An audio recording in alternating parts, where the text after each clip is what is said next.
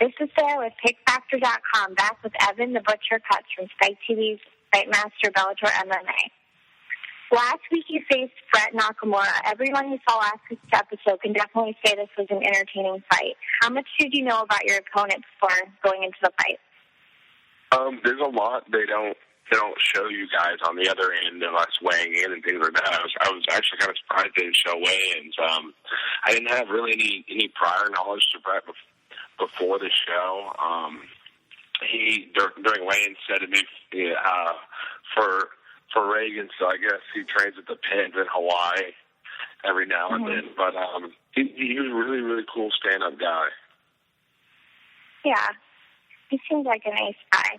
That same night, two friends had to fight. Cristiano Sosa got emotional after beating his friend that he's been training with all along. And we've seen 10 fighters so far. Who stands out to you? Who stands out to me so far? There's a lot of good guys on the show as far as, like, really cool wins. So far, Cristiano, we were just talking about him, had a really cool win this last week, even though it wasn't with his buddy. He just, he had to do what he had to do. And then Tim Welch also had a really good fight. He dropped his opponent, I believe, with the right hand. I'm trying to think if there was anyone else that had a really good finish. Nick did as well. Nick on Team Shamrock. He had that in the first week. During your fight, Brett went in for a kick, and you took that opportunity and got on his back. Ultimately, you won by rear naked choke. How did that feel when you won? Oh, it's a lot of pressure on your shoulders because you really want to get in the house not only for the opportunities it provides, being on TV and things like that, but I mean the level of coaching there is insane. You have your four coaches. They bring in assistant coaches, and as you guys can see already, there's only 4 fighters per team.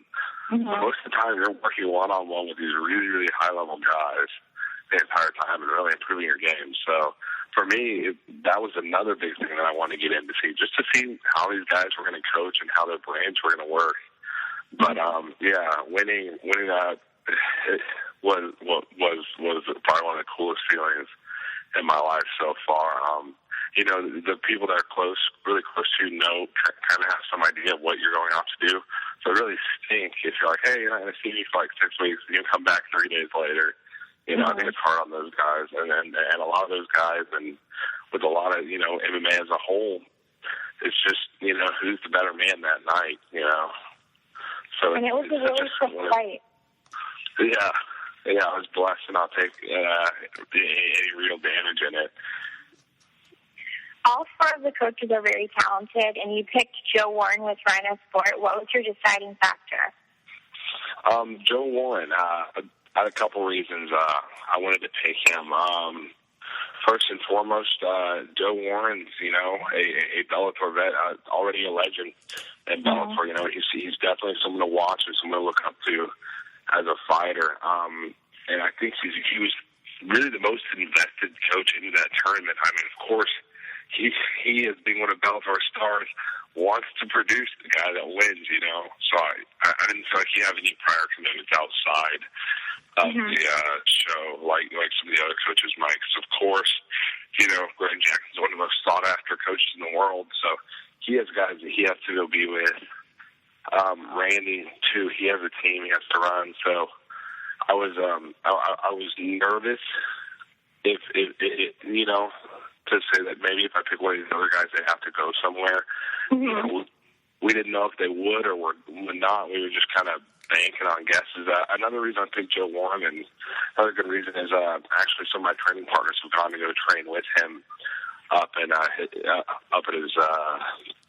his gym and Mark Montoya's gym, Factory X, up there. But there's a couple big gyms up there that like I said, some of my training partners have gone to. So it was nice to kind of know and have a personal relationship and really have a coach that would know me before seeing me.